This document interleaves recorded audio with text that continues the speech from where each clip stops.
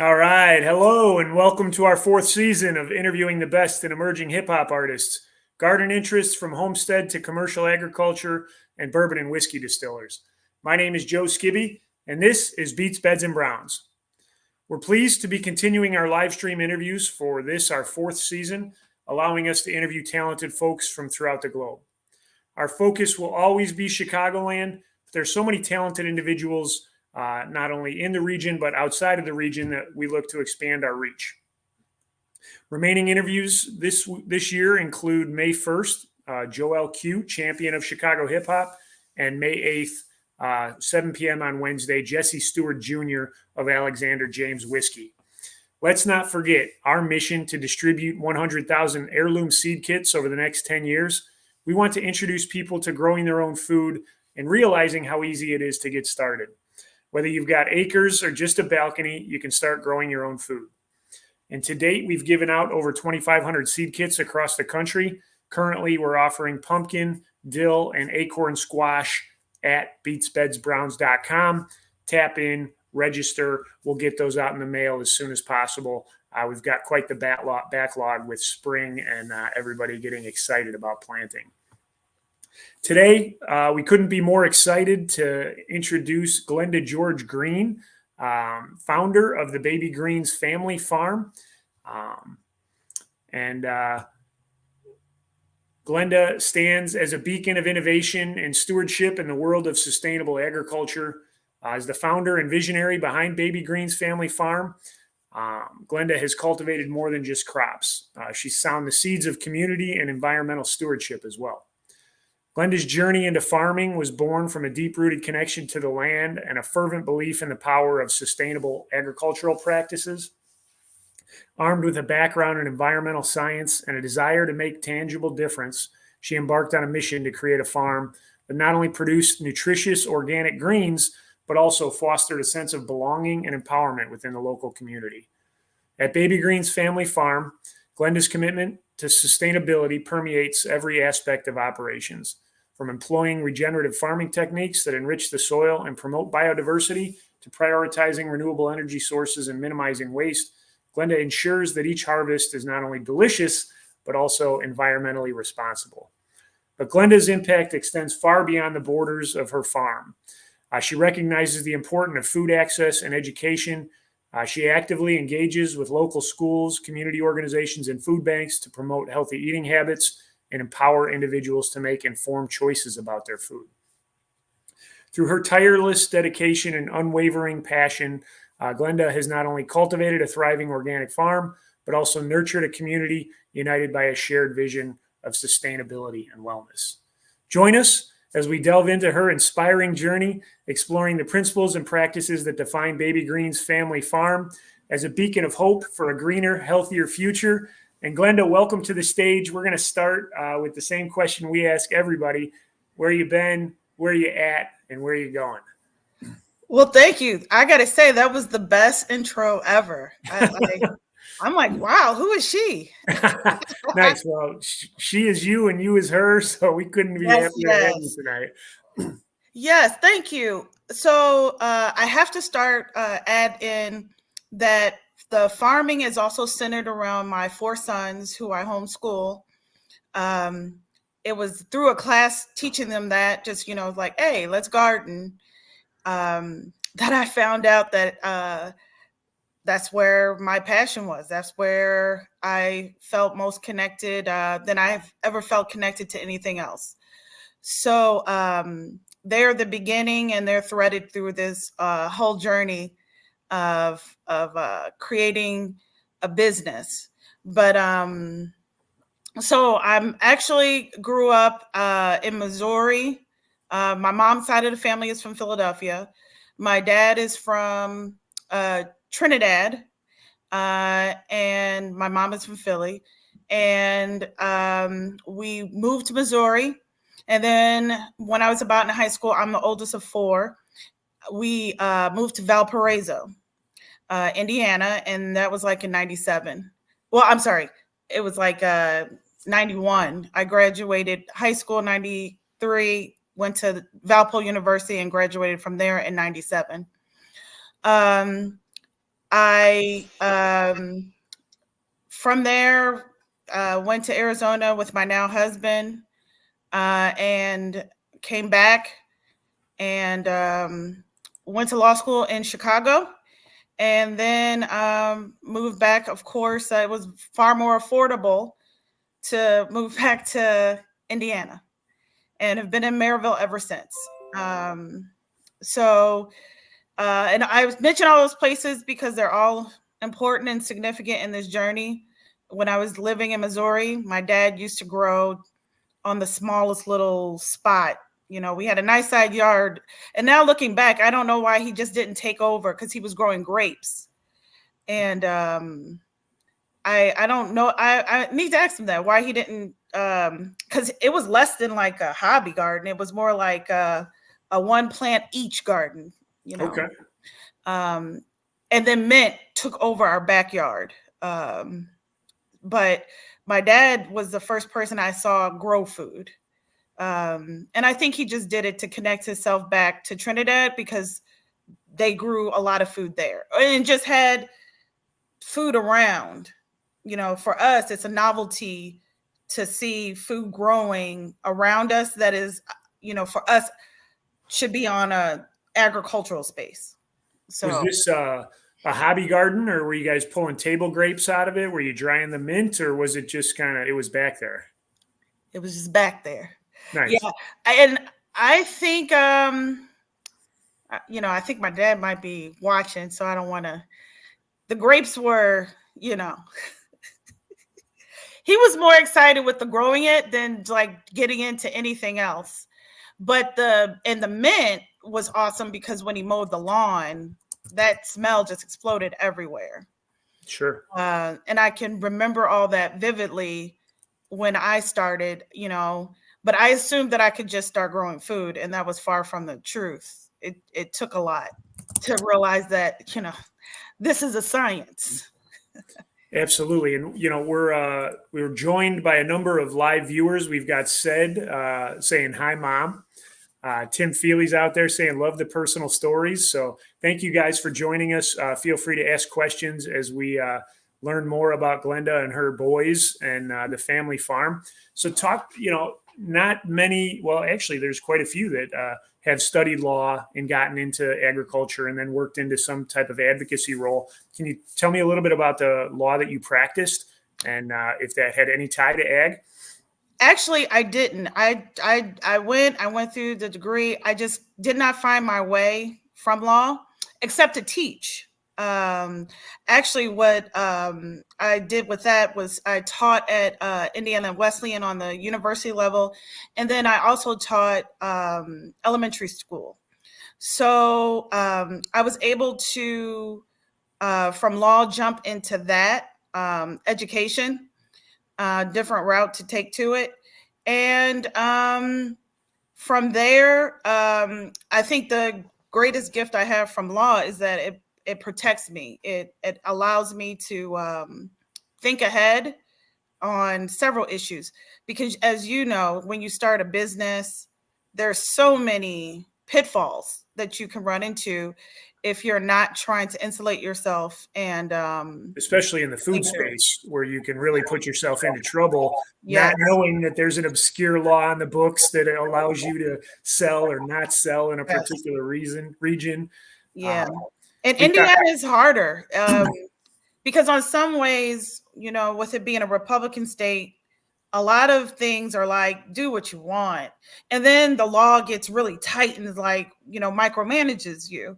So you got to kind of keep ahead to that. And with my law background, I immediately ask those questions. What can I, and what can't I do?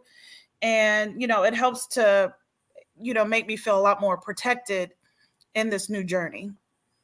Sure. And talk to me a little bit about that, because as growers trying to commercialize, there are resources, there are questions we have to ask ourselves. How did you turn, you know, a career in law and education into a commercialized farm operation? Again, it stems directly from my sons.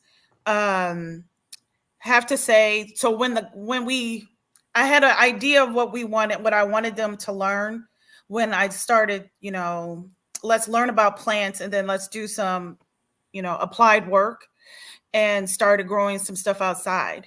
We literally killed everything. Auspicious beginnings. Yes, we drowned everything. We overfed everything. And so we got a chance to talk about, like, why did this happen? What happened? And honestly, YouTube just was like the best resource that we were able to use so that we could figure out what did we do wrong.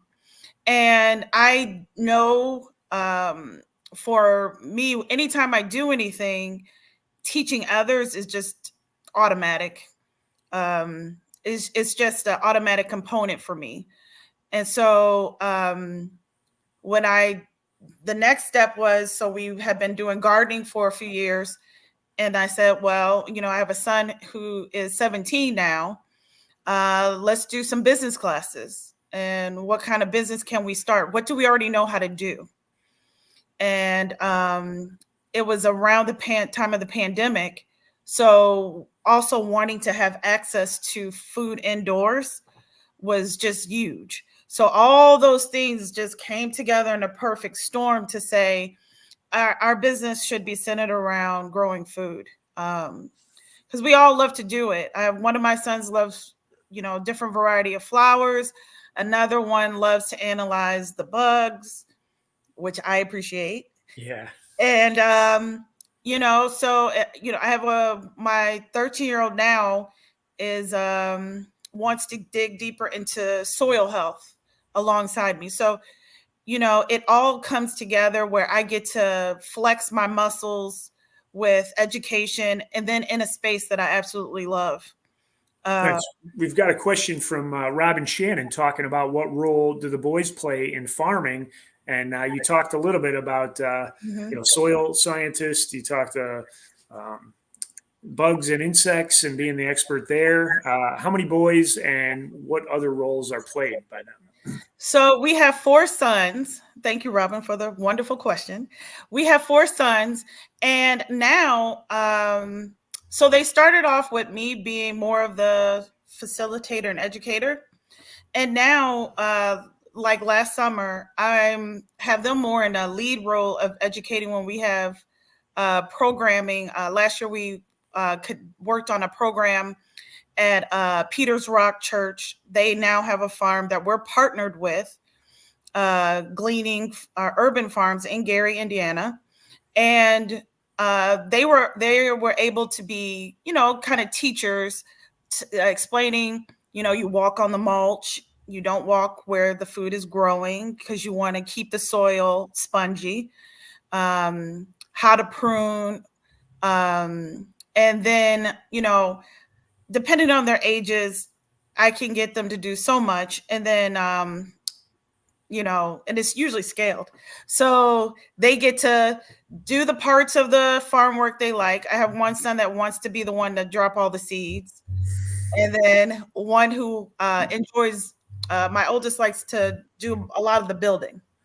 So, they pick their tasks of what they enjoy doing for that. And then they also teach the other children, which is pretty cool to see them flourish as leaders in their own capacities.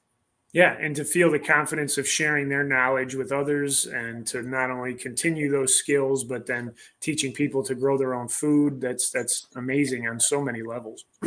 Thank you.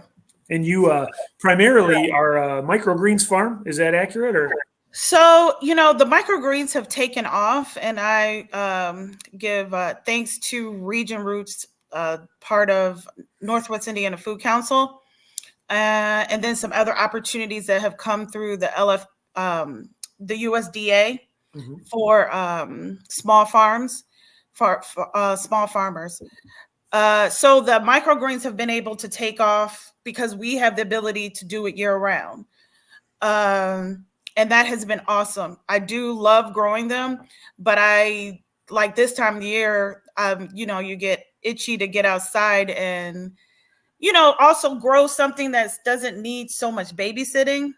The microgreens are constant. and within 6 hours they could be doing great, and then what's happened. So they're way more delicate, and so I'm ready to get outside and throw some stuff out there and work some soil. So we'll get to the soil for sure, because everybody here is bugging out trying to get outside with these warm and then cold days. Talk to me a little bit about the equipment and some of the easy wins and tough losses that come with microgreens. You say the crop can degrade in as little as 6 hours. Explain that to us. Yeah, so even with it being indoors, you have to keep your eye on the humidity gauge, the temperature gauge constantly, because your house, or your facility, wherever you're growing, the temps change. You have to turn the dehumidifier on more or less. It just all depends. So and are those visual cues that you're getting, that you see them droop, or you see the leaf wrinkle, or? Oh yeah, and I can feel it. I can feel the difference. So it's just a lot more babysitting when it comes to the micros. But it can directly impact the flavor. We learned that years ago that if you're not consistent with your watering, your end product, even for something that grows that fast, will be altered. And if you can consistently keep they like to have the same level of water, of moisture consistently through their 10-day cycle. So if you are running late or you're too early when you're giving them water, you alter them. So I've learned so much about plants from the experience of working the microgreens, to see how, to understand better about how water works, the consistency of water works for, plants, even for outdoors. Nice. What type of investment or equipment is necessary? Some of these social media provocateurs would have you believe you could get into thousands of dollars a week growing microgreens. I'm sure it's not that easy. No, what I have found, I am now fully careful when I listen to the people who are now trying to have you pay for education, if they're from the Midwest. And 9 times out of 10, none of them ever are. So, when you talk about microgreens being like a part of the daily plate, I find it, California, the West Coast, and even the East Coast, there's no education needed. It's clear people eat it all the time. It's a normal, not just a restaurant situation for people to enjoy those. In the Midwest, what they don't tell you, the uphill battle is the percentage of people who, this is meat and potatoes. A broccoli needs to look like a full piece of broccoli and not like a leaf of grass. Yeah. So just to be willing, and I think that's why I'm blessed that my skill set of education is just natural for me, because it has taken that on a higher scale to really get microgreens to translate as something that you should be eating, daily. And it would help, you get a lot more nutrients if you did choose to eat them daily. So are the microgreens higher in nutrient density? And obviously there's a variety of flavors and different plants that you can grow as a microgreen, but.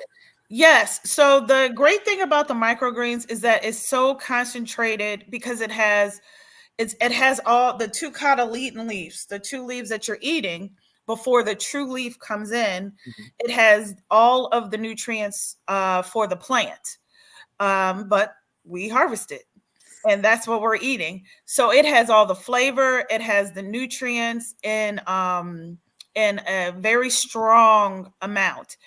You shouldn't even pop them off when you put your beans, plant your beans, or you plant your broccoli. You should always let the cotyledon leaves fall off on their own, because they're literally feeding into your plant. So, and that's something I learned from being a microgreens grower, because I used to take them off. Your tomatoes, you're growing tomatoes. So you get the plant bushier and Right. But now I leave those first two leaves on, so that until they fall off, so the plant can get every ounce of nutrient it can get. amazing.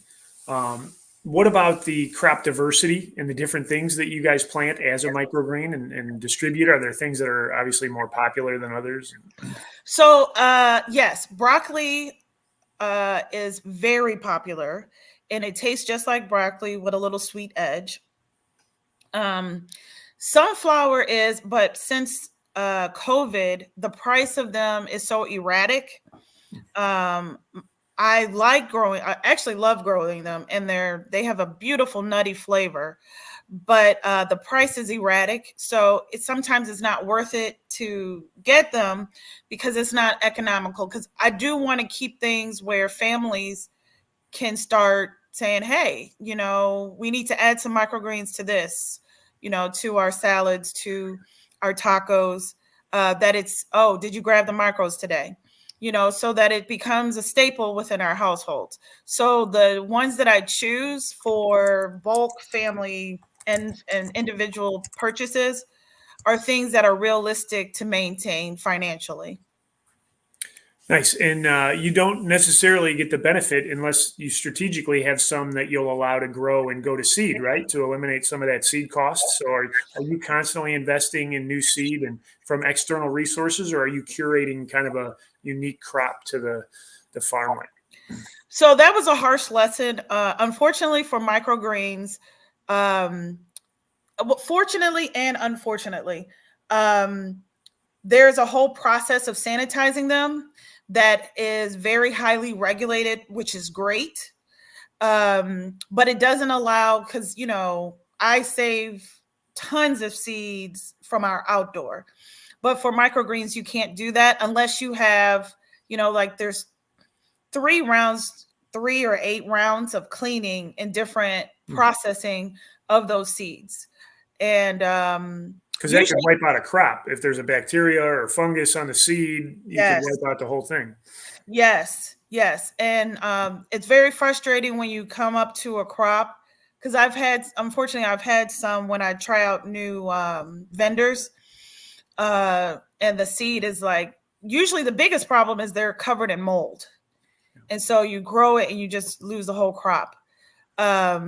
But I do try and find alternative ones to promote smaller businesses.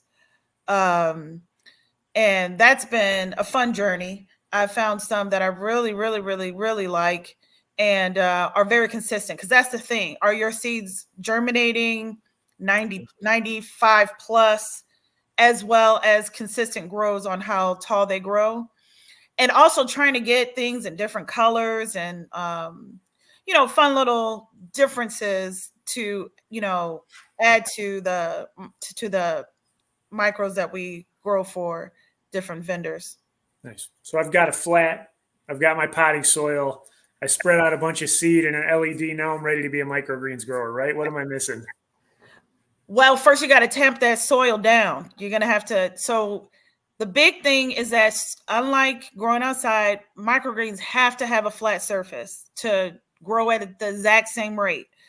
So you don't want it, bumpy. Even if and I'm saying, yes, we sell them, but even on a personal grow, you want to make sure all your seeds germinate, because it's a waste of money to have seeds that don't germinate.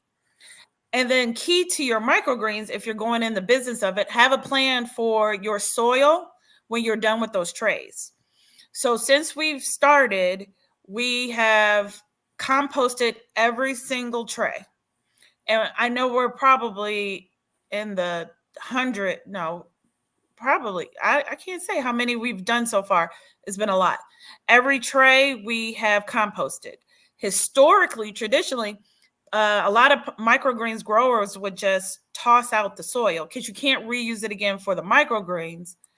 But I just couldn't fathom doing that. Yeah. Yeah, when you're spending $3-4 a bag for topsoil and garden mix and potting soil, for sure. Yes. Um, And develop so, patience. You pardon? Patience with microgreens requires a lot more oversight and a lot more patience. Is it a moisture monitor, timer for your lights, Yes. automatic drip irrigation system, or are you hand watering these trays and flats? And We still hand water.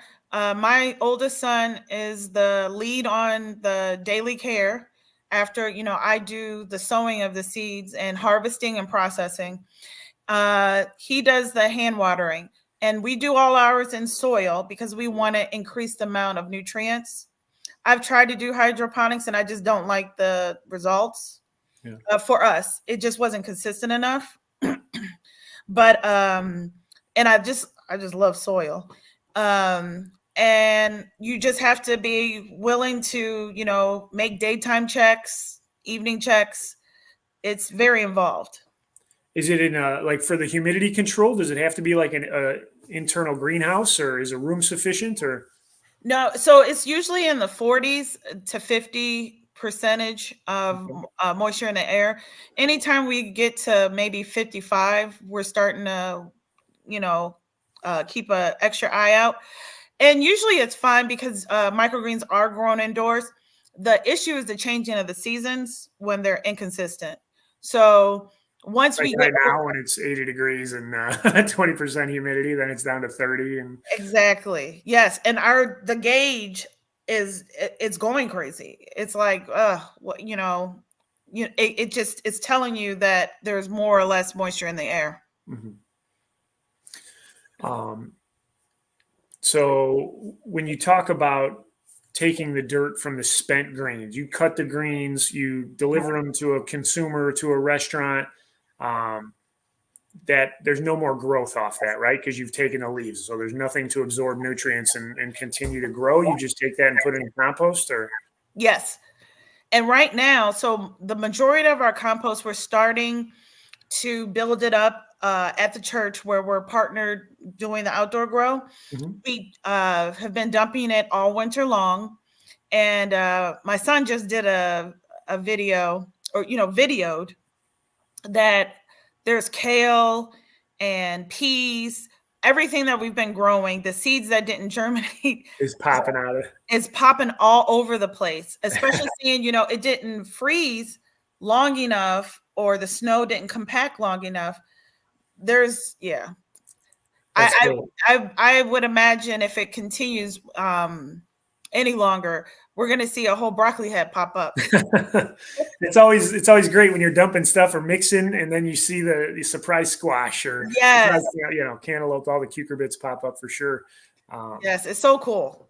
so, all right, so we got an idea of how you're operating on the microgreen space. Now, what are you looking forward to putting in ground, and do you commercially make that available, or is that for your home garden or canning or operation?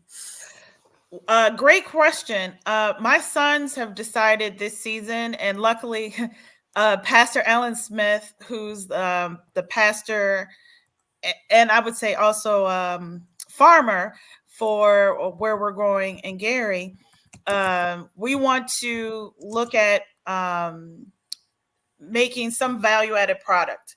So my sons gobble up salsa, and we made some amazing salsa and like a tomato sauce, spaghetti sauce last year.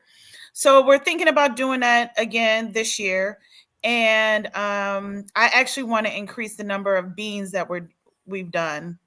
Um, because we're still small, so it's always trying to figure out ways to think ahead when you don't always have immediate purchasers for everything. And I can't stand to see food go to waste. Oh no. So yeah, and we give away a lot, but sometimes some of it is on the cusp, and you don't want to give certain things to people when it's in us on a certain it. I'm sorry, my yeah. No, you're doing great. You're doing great. And just for our viewers who are unaware, as a value added product, you as a grower, if you've been certified by the USDA for the certification of handling products in your home and production, you can then sell that within state lines as a value added product at markets. I'm not familiar if that can be sold online as well. Do you? I don't know. It's vague. So India, they just came out with new guidelines, and because we're in the R&D stage, so probably most of this season it'll be a matter of us figuring those legal questions out, and then taste testing, doing a lot of taste testing to find the right combination and what works for us. Yeah. For instance, we made a elderberry tincture that we were Oh, able to sell recently at the Porter County Earth Days, and then we made a Whole Foods green powder similar to an AG1 or Brickhouse Nutrition oh that we're able to wow. sell as a value-added product. So, again, trying to figure out the viability of these commercial products is something a lot of small growers are trying to understand, and the things that we're trying to teach our audience so that they grow their own food, store their own food, potentially sell their own food, save the seed, and decrease their food costs year over year as they grow. Absolutely. If anyone out there is trying to decide what they should grow, like what would be viable, one of the biggest gaps on the small scale for Indiana, I'm a fellow. It's a Midwest Grit for growing organic grain. Phenomenal education. We're still processing, in the process of trying to find farmland to purchase. But education is everything, and this program has just filled me full of it. So one of the things that I have learned is the necessity for small farmers to grow more forms of grain, and beans, but grains, which includes organic corns. And it's a huge necessity that Here's to the corn growers. We appreciate you out there. absolutely. Yes, yes. And it's something that Indiana, especially Northwest Indiana, we need to really boost that. So if you're thinking about, oh, should I do some hops? Yes, grow the hops. Absolutely. Yeah. And there's so many opportunities as you start to realize what a small scale someone can start with and actually be commercial. We talk about from your balcony or to acres. There's a lot of steps along that path, a lot of lessons learned, a lot of lumps taken. Maybe you can talk a little bit about some of those lumps that you guys have kind of persevered through and overcome in the last couple of years. Absolutely. I had an itch to really want to expand and grow outdoors more than our small space. And randomly, my sorority sister, Lakanya, paired me up with Pastor Allen to start growing at their church. So they have like an acre. So we still haven't been able to find our own space, but what I'm able to do with up there and learn, and if anything that I've learned is that your blessings and what's coming to you will come in several different folds.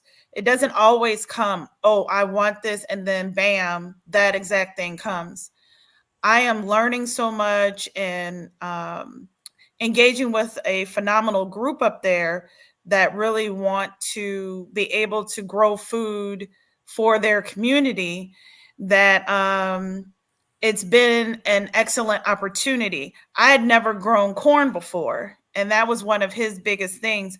And the corn was phenomenal. The flavor, when you grow food and then you really tap into soil health, you already, your peppers taste better. Everything already is just exploding with It really flavor. does. I'm not a snob on anything except for food, Except for that, the yes, garden grown produce, the farm pasture raised pork and beef products. yes, It is next it makes level. it unrecognizable from the stuff that you Mhm. buy at the grocery store. It really is just bursting with flavor across all fronts. And even when it's labeled that it was organic, it's the distance. When people start understanding great food that is grown, or the animal that was closest to you, that the flavor and the health benefits are going to be immediate. So I had the corn was amazing last year. Um, and the community slowly started to trickle and come out to the markets that we have started to have throughout the region. And that's been another part of this that we've been able to start expanding into. Yeah, we always get asked the question, what does beets, beds, and brown? What do those three things have in common, right? And maybe when we started, these were just three things that Joe liked. I didn't understand the interconnectivity of all these things, but everybody loves music. Yes. Everybody has been exposed to gardening in some component of their life, and potentially getting back into it more deeply. When we talk to some of the distillers and founders of these whiskey and bourbon brands, they're getting into soil science. They're learning about the local terroir. I think is like, how does this drought-grown corn in South Texas get whiskey that tastes like sour apple? How does this one develop plum flavors? And that is just what you're talking about with the animals as well. We evolved to eat things close to our residents, right? And the modern system with shipping and distribution across the country on big ships and the pollution that causes has gotten us into a rough spot, right? So yeah, and even our unrealistic belief that if we think about it, we have a taste for it, that we're supposed to have it. And I've been working to fix that, because eating certain things that you shouldn't be eating out of season. Yeah. Trying to get better in tune with what your realistic expectation is, because then it also tastes better, when you're eating it in its proper context. So you've got the microgreens, you've got your own home garden, you've got the gleaning urban farm that you guys are working on. Talk to me about the scope of things that you're growing and what your favorite is. Ooh, my favorite.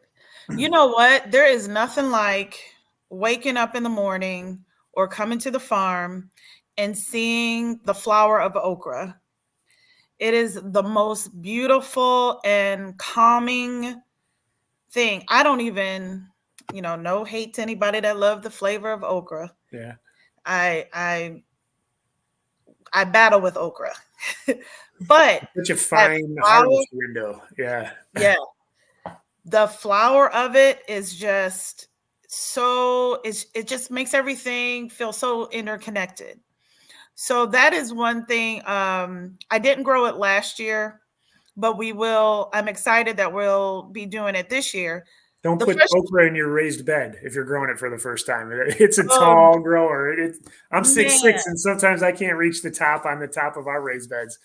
Isn't that now? That shocked me more than anything. I did not, and it grows fast. Like once it takes hold, it takes off, which is pretty cool. Yeah. Just make sure you plant stuff around it because the ants love it.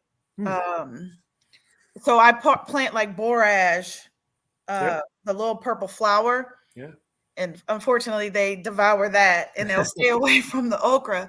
But yeah, and I think I do a lot of that. I try to grow a lot of flowers, especially like marigolds, but other flowers in and around the food that we grow, which is another step to keep you from using any form of pesticides or even neem oil.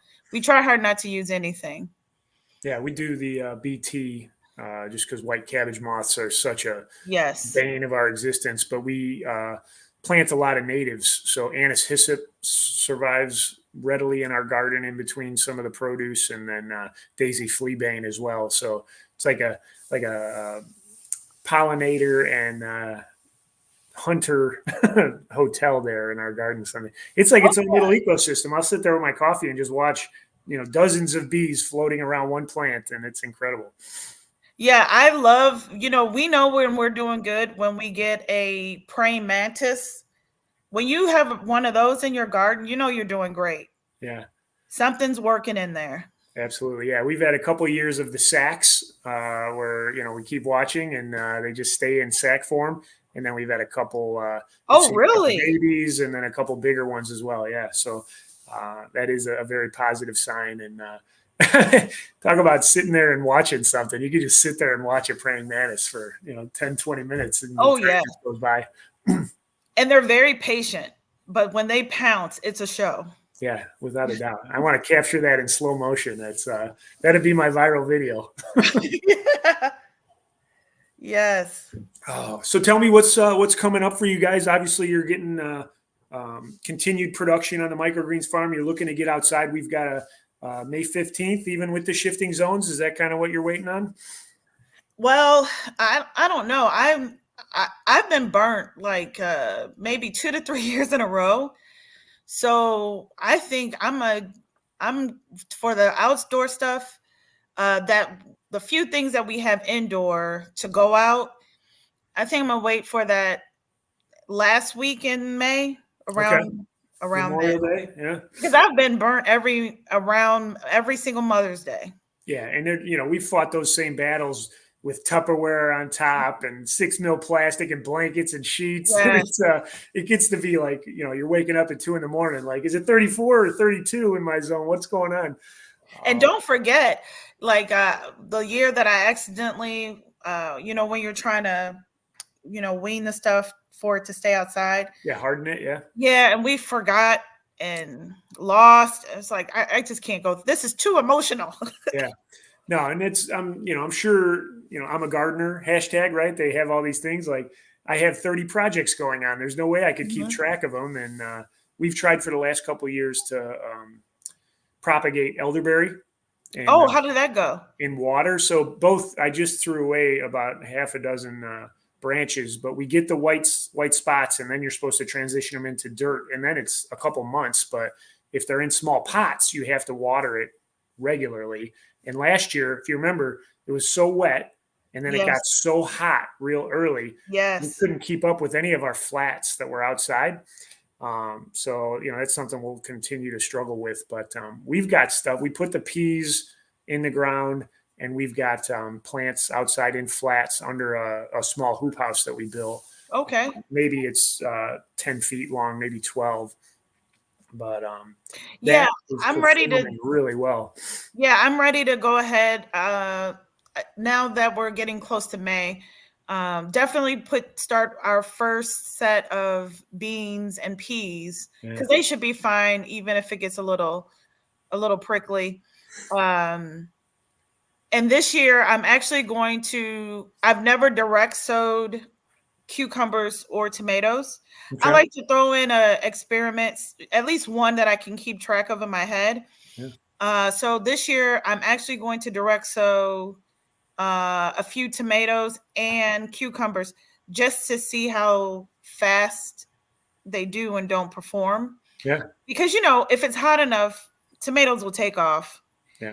And After the first year, we've never planted tomatoes, and we end up with hundreds of plants just from fruit dropping on the ground. And then we separate them once they get 2-3 inches. You can identify the leaves, and we just planted 2 varieties. So once we know what they are, the Roma or we have a heirloom brand that the name escapes me right now, but those have just kept returning year after year. Yes, because Romas are a must. For the salsa, for sure. Yeah, the salsa and tomato sauce. And they also seem to be hardy.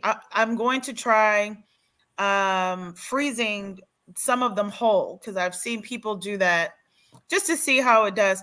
A lot of what we're doing now, until we're able to have our own land to farm on and do more things, we are testing out a lot of stuff so that when we are blessed to have that land, we could take off running. Experiments. So that we know what we're doing and know what we wanted, how we want to proceed.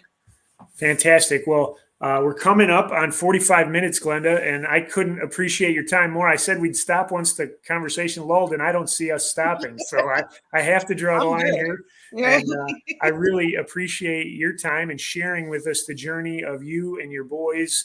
And, continued learning and happy planting. Is there anything you'd like to close with? Share any upcoming events or programs that you've got going on? Yes, I want to actually do a shout out to my friends and family and my sorority sisters, my husband, and my in-laws and my parents. Everyone has been so supportive, absolutely supportive on things that have gone great, things have failed. And I appreciate everyone's love and thoughts and just keeping my wacky dream, because I know Glenda made a big left turn in life.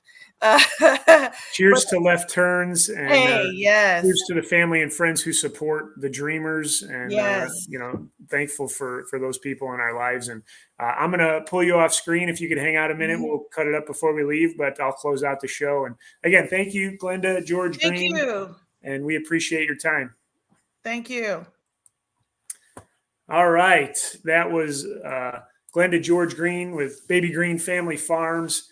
And tune in next week for our May 1st, Wednesday at 7 p.m. with Joe LQ, champion of Chicago hip hop. If you're just joining us, Beets, Beds, and Browns is an ag advocacy brand focused on educating people on how to eat healthy, sustainably, and inexpensively.